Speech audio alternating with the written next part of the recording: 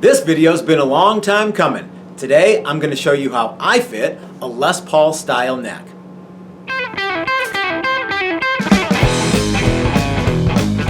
Hey everybody, this is Matt and we're at Texas Toast Guitars. Thanks for watching. As you can see behind me, I have a bunch of Les Paul style guitars, and I'm going to show you guys how I fit a Les Paul style neck and some of the angles that are involved and how I do it, and give you some tricks and some things that might get your brain juices going a little bit. But before I do, I want to thank my good buddy Steve over at Maximum Guitar Works. Steve has helped me out with a bunch of these workshop bodies that we're going to be doing with in conjunction with our new Build a Classic Les Paul workshop. Some of these over here are the prototypes that we used. A handful of things that sometimes they worked and sometimes they didn't. And Steve has been there with me for the whole thing and allowed me to kind of modify and alter things. So Steve at Maximum Guitar Works, thank you so much for all the good work that you helped me do on these, and all of the late night calls where I was frantic. Anyway, Steve's a good guy. Check him out at Maximum Guitar Works, and if you want to buy one of these bodies or one of his template sets, it's all there on the website. I'm not sure if the bodies are on the website yet, but I think that this is a product he's going to be asking, or I think this is a product that he's going to be offering. And if maybe you guys ask him to do it, maybe he'll go, light bulb, I should sell these because there's a demand. So, right? Supply versus demand. Steve will supply them if you demand them, etc., etc. So anyway, thanks again to Steve at Maximum Guitar Works. So anyway, and further into that end, if you want to come out and participate and have me show you how to build one of these and walk out with a fully operational Les Paul style guitar, please consider signing up for this workshop. There's going to be a couple, 3 of them come up in 2024, I believe. But you know how sometimes that happens, they fill up fast. So I'll keep you posted when these are when the workshops go live.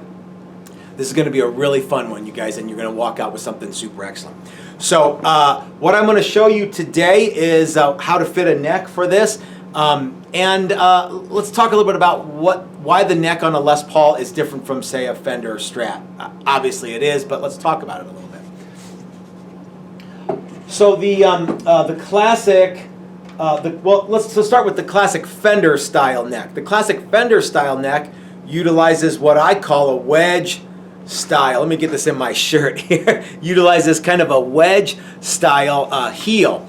I like this neck style quite a bit, and you could certainly do a Les Paul with this style heel. It's going to give you the opportunity to figure out what to do with the transition in the cutaway area, which I'm going to show you here in a moment, but it's a terrific way to go. Oh, look, here's one that has the paper on it, so you don't have to look at my shirt. So this is absolutely an excellent option for a Les Paul style guitar, but it doesn't look exactly right if you want to build like a clone Les Paul, right? Now, many noted guitar builders, including myself, utilize this style heel, neck heel. Paul Reed Smith, all the old Hamer stuff, Nags, a bunch of different guitar builders who you know and love, in addition to me, utilize this style heel. But the classic Les Paul heel looks like this. It is a mortise and tenon, so it's got a narrow patch here that goes into the body, and this very tail end of the heel goes under the neck pickup. Now, you might be going, well, gosh, I could do that with this style heel too, right? And you are absolutely correct. By the way, all of these templates come from Steve at Maximum Guitar Works. Let me see if I can even show you here. See, this is a Maximum Guitar Works template. I love his stuff, and he has been super helpful to me. One of the things that I like about the Les Paul style guitar, let me show you this one, is this area here. This was a test one that we did, but it's this area right here. On the classic Les Paul, this part of the body is it comes all the way to the end of the neck, and there's a smooth transition here. If you're going to bind it, it means you have binding going to here, and then you have binding on the neck. So if you want to make a clone correct Les Paul, this is something that you should probably think about doing. If you just want to make a cool Les Paul and not worry about that angle, then your life is going to be a lot easier. Let me show you what that might look a little bit like. This one here there's a little bit of filler here because for the workshop we had to add some stuff and do some things differently. But you can see that the neck actually goes into the body a little differently. And that's no big deal, but that's going to mean that your binding on the body isn't going to it's not going to come all the way out to the end of the body. Again, no big shake, but something that you should think about. It occurred to me, and I didn't come up with this, lots of people have come up with this before me, but it occurred to me that if you did half of that mortise and half of that wedge, it would be 50% easier to do. So I asked Steve if he would make me a template that was half, the treble side would be the mortise and tenon, and the bass side would be a regular wedge fit. That means that I only have one tricky angle to fit. So what that looks like on a neck, that's off of there, is a little something like this. And I had Steve build me a matching body template so that it would fit. So you might look at that and go, wow, that's crazy off center, because this edge here is the regular wedge style neck, or the whole neck would come straight off of that. This treble edge side here for the neck pocket is actually the side for the mortise and tenon. And so it fits together kind of like this. Okay? So I'm going to show you how I do that, and this is the kind of heel that I prefer on a Les Paul. And again, I'm not the only person who's ever come up with that. Lots of people have done it before me. But I'm going to show you how we do that. Now, if you decide to go with the standard Gibson style mortise and tenon for any number of reasons, I'm going to show you how to do it on one side. You just kind of got to do it again on the other side. Okay, so you can use you guys get it, right? When you do this side here, the other side's going to be the same. It's just going to be on mine. I'm not going to do that because it doesn't really matter. Oh, the other thing is, because the neck is going to be, there's really no reason to have the mortise and tenon be on this top part here. It just, in my mind's eye, it makes it a little trickier to do. Your mileage may vary, but again, I'm going to show you how I do the mortise and tenon and the wedge. So actually, I'm actually letting you guys know how I do both the wedge and the mortise and tenon. You just have to pick whichever side you want to do, or you can do the way I do it. It doesn't matter to me. Okay. The first thing that we want to do is we want to establish this angle here. This is called the neck angle. Les Paul top has 3 angles: the neck angle, the pickup plane, and then where it gets flat for the bridge. And then of course, there's all the carved stuff too, right? So the first thing that we're going to do is we're going to chuck up our body in our sign plate, and we're going to trim the top of the neck angle just a very, very tiny bit so that it matches the bottom of our neck plate too. So the neck pocket, I'm sorry. So what you need to take away from this is that the neck angle on the top needs to perfectly match the neck angle on the bottom cut to work with a mortise and tenon. If you're going with the wedge fit, you can skip this step. It's completely it's unnecessary if you're using a wedge neck technique. But if you're using a mortise and tenon, you got to have this part here, and if you got the double one, this part here have to be the same angle as the bottom of the neck pocket, because the fretboard overhangs the neck in this area here. Okay, this is all going to make sense as I do it. The other thing that you probably are going to have to deal with is maybe a little bit here, but we're going to get to that. Now, I'm going to be using my pin router to do this, and I know what you're thinking. Well, geez, man, I'm just going to stop watching right now because I don't have a pin router. Don't worry, you can make a sign plate that works with a regular plunge router that you buy at your home center. And if you look, I'm sure you guys know, you look on the like the Les Paul forums and stuff. It's like a 4-inch tall hollow box that goes around the guitar, and it's hinged on one side, and then there's a plate that your regular router rests on, and you can move your router at an angle in relation to the guitar. Again, this is not something that I come up with. This is stuff that has been around for a long, long time, and before I ever got a pin router, that's how I did Les Pauls too. So don't worry if you don't have a pin router. There's workarounds for it, but I do have a pin router, and that's how I do stuff. So I'm going to show you guys on the pin router, but you can build that box, that hinged box sign plate too, and maybe I'll even roll in a picture of what that looks like to, again, get your creative juices flowing. All right, let's go over to the pin router and true up this angle here and do our neck pocket. Okay, gang, here we are at the pin router, and I've got my Les Paul on my sign plate. This angle is like 4.2 degrees. You'll need to match it to your guitar and get it however you want it. But remember, we have to have a certain amount of angle to work with the Tune-o-matic bridge, which I'm assuming you're using. So what we have to do again is we have to make certain that this part of the body, and we might as well do this part of the body too, are parallel and at the exact same angle as the bottom of the neck pocket. It also is absolutely critical that you have your neck that you're going to be using, not so much to start fitting it, but to get the same thickness.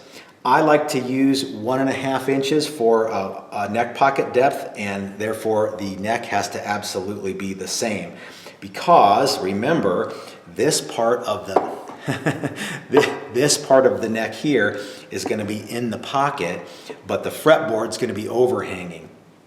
So that means that if the neck is too proud and it's not at the same height as this part of the body, when you go to clamp it in, it's going to crush the fretboard right here, and if you do a regular mortise and tenon, it's going to crush it right here. If this part is too deep, well, then the neck isn't going to go all the way in because the fretboard's going to stop it, and you won't get a good glue joint. So the thickness of the neck has to be the same as the thickness of the neck pocket. Okay, I'm going to show you how to fit this little bit here afterward. But the first thing we're going to do is we're going to clean up this part of the guitar.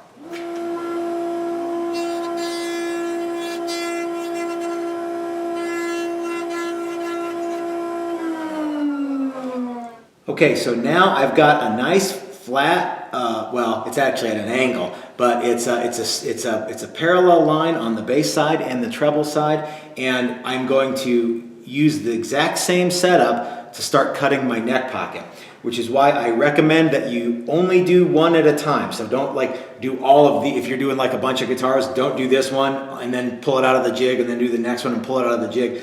While it's in the jig, do the top of your neck plane and then route your neck pocket at the same time. That way you have a nice consistent angle here on the top of the body and angle that matches at the bottom of the neck pocket. When you get these bodies from Steve, this cut right here, the back cut of the neck pocket is perpendicular to the back of the guitar because his bit comes in. What we need to do is we also need to angle the back of this neck pocket. So I've got this bearing bit. I'm actually going to run it right along the side all the way around, including the back part, and remove the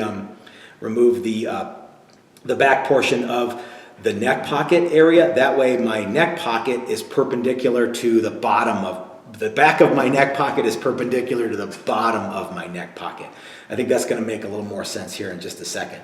I'm going to have to switch bits because I can't go 1.5 inches deep with this bit, and I also don't want to attempt to do a 1.5 inch deep cut all the way through this, including all this back here. So I'm just going to take it down in steps.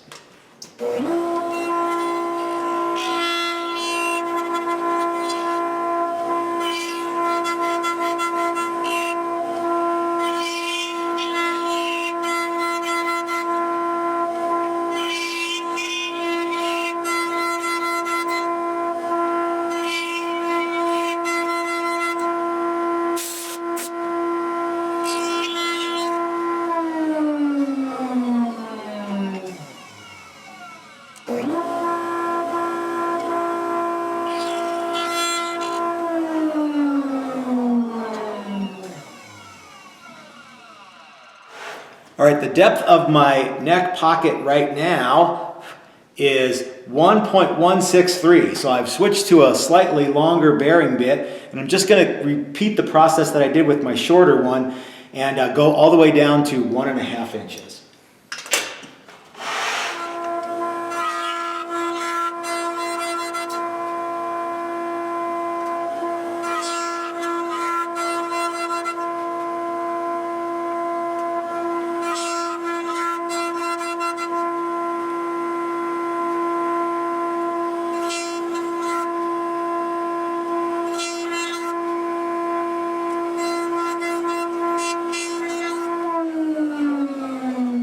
Okay, so our neck pocket is good to go. We are 1.5 inches from the top of the body to the bottom of the neck pocket. The bottom of the neck pocket is at the same angle as the top cuts that we made, and the back edge of the neck pocket is perpendicular to the bottom of the neck pocket. That's going to come in handy because if you'll notice, our neck is the top of the neck is perpendicular to the back of the neck heel and the bottom. This all stays the same. We are not going to modify this at all. What we do have to modify, however, is this part here. What we have to do is impart the same angle on it as is on the body. What we need to do is measure from the top of the body to this angle here, which is no longer 90 degrees. It is now whatever it is, like 90, I have no idea what it is, probably 94, 95 degrees from here to here, since this is 2 or 4 and 0.2 and this was 90. So we're going to add to that, however, so this should be 94 degrees, something like that. So we're going to measure this. Actually, we don't care what the measurement is. We don't need to know because the tool we're going to use next is not a measuring tool as much as it's a matching tool. So we're going to match this angle and draw that same angle onto our neck. And let me show you how to do that now. Okay, so it's a good thing my shop is a complete disaster area because I seem to only be able to work under those conditions. So the first thing that we're going to do, gang, is we're going to use this tool here. This is like an angle finder. This one happens to be an Empire 132 aluminum T-bevel, and it's an adjustable, it's like an adjustable angle finder. You could set this to be 90 degrees or you could set it to be whatever you want. But anyway, what we're going to do is we're going to use it to find this angle here where the top of the guitar meets the leading edge of the body on the side. So what we want is this angle right here. I probably should have done it this way because it would have been way easier to show you. But so that's the angle that we need. Again, we don't necessarily care what angle that is. We just need to know that this tool is going to help us with the rest of it. Okay, so we're not going to touch this. We're going to move the body out of the way. Okay, and what I like to do is draw my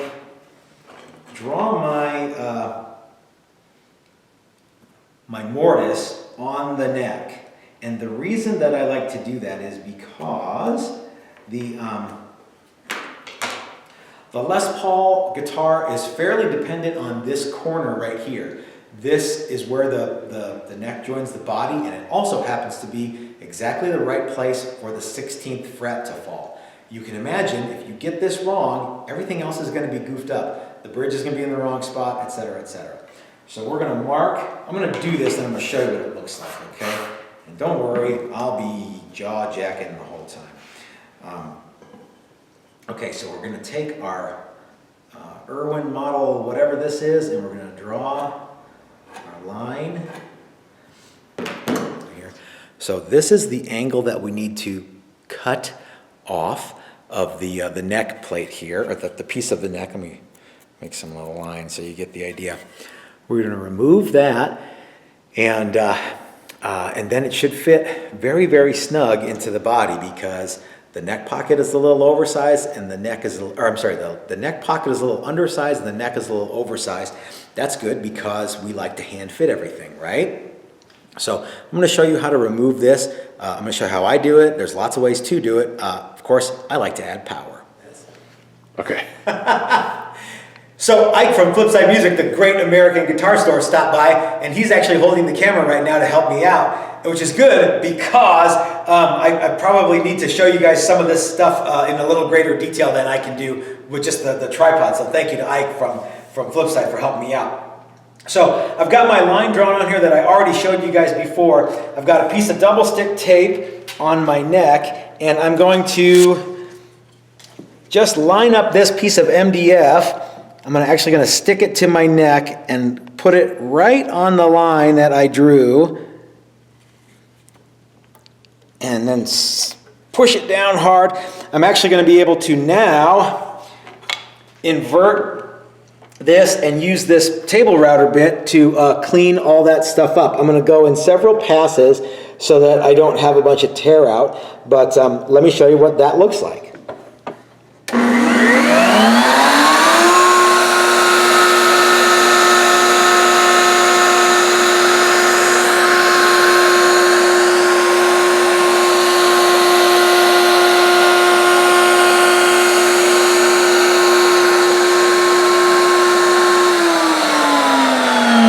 You guys saw, but I actually climbed into the cut right here and then came back down. That way I don't have a bunch of tear out. So now I'm going to step the bit down until it matches this this flat tenon right here. Actually, you might need to do this in a couple goes here.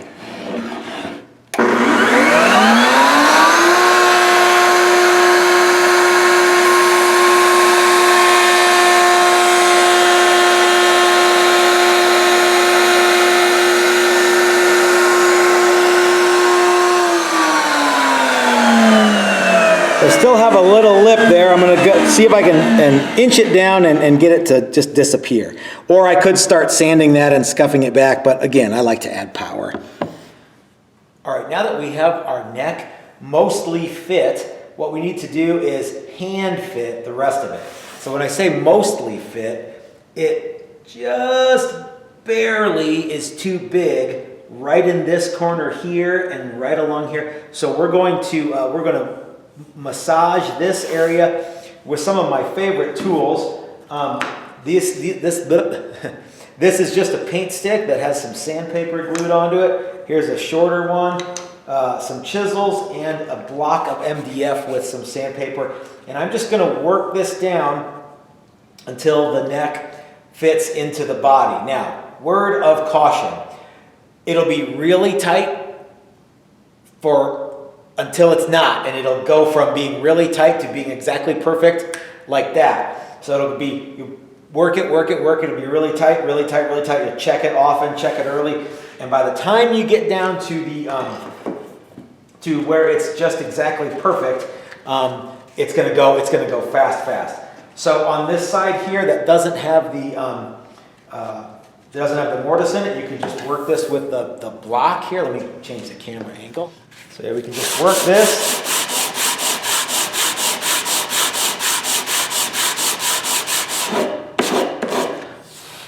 It's important to keep the paper nice and flat on this edge here, not like lean off to one side or the other.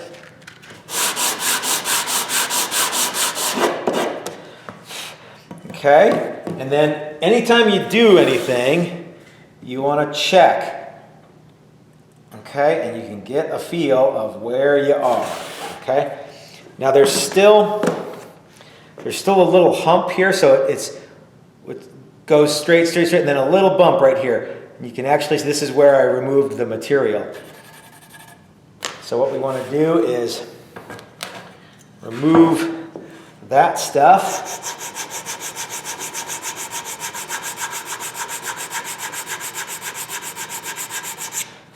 Again, you want to keep everything nice and flat.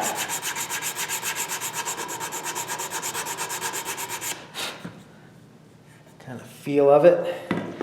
You work it can work it this way. Let me make sure I'm in the actual shot here.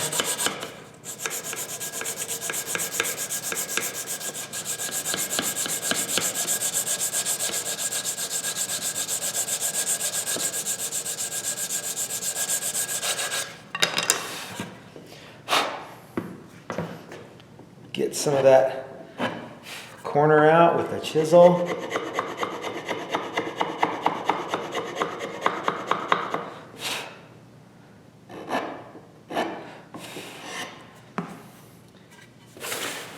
And we'll check.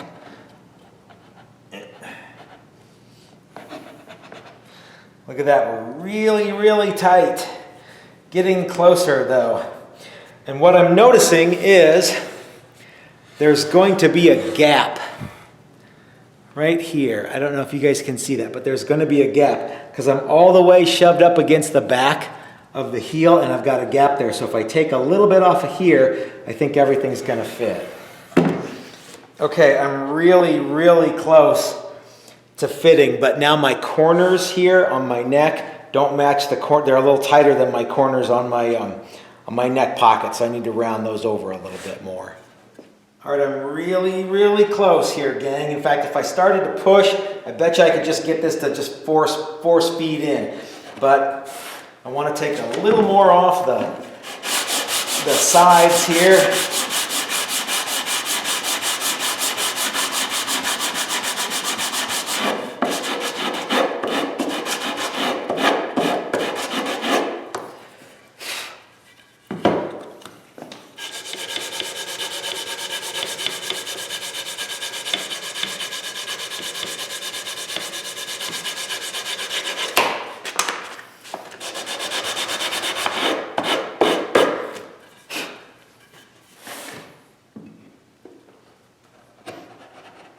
Man, it's so close.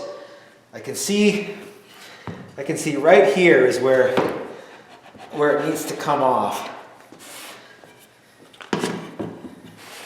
Which of course is the hardest part to get.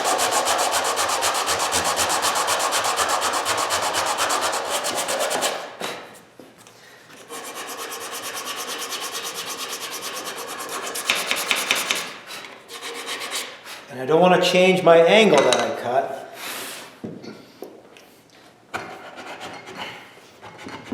Oh man. Boy, that's just about perfect. A little more off this side and a little more off the base side.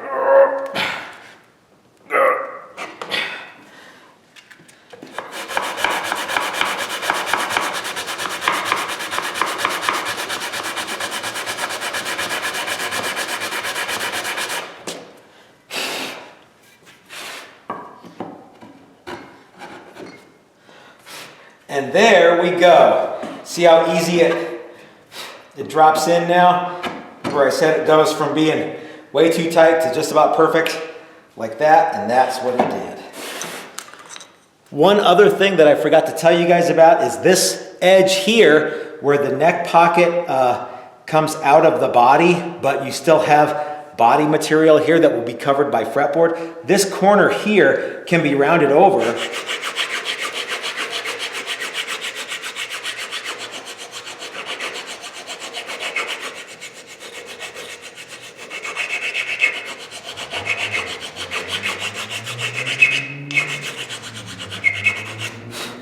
Okay, and then that way, the mortise, where it goes from being this thinner section here to the corner, if any part of the body is touching in here, you can grind that part of the body away. And that looks awfully dang good. Okay, gang, so that is how I fit a Les Paul neck to the body. And I do that with the help of my good buddy Steve at Maximum Guitar Works. If you have any questions about what we did, you can go ahead and leave them in the comment section, or even better, you can ask them in our Thursday live stream where we talk about stuff like this.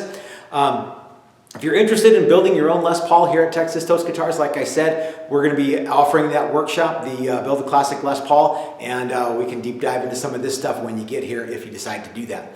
If you like this video, please give me the thumbs up. If you haven't already, if you appreciate the content that we create, you might want to go over to our Patreon page and consider becoming a member. Even $1 a month goes a long way to helping us bring you guys neat stuff like this, but if you can't do it, no problem. We totally understand. Just like the video and share the video every single place you can possibly imagine and help us grow the channel that way. That helps out quite a bit. So until next time, this is Matt at Texas Toast reminding you that if you're so smart, start your own YouTube channel. That's what I did. Thanks for watching, everybody. We'll see you next time.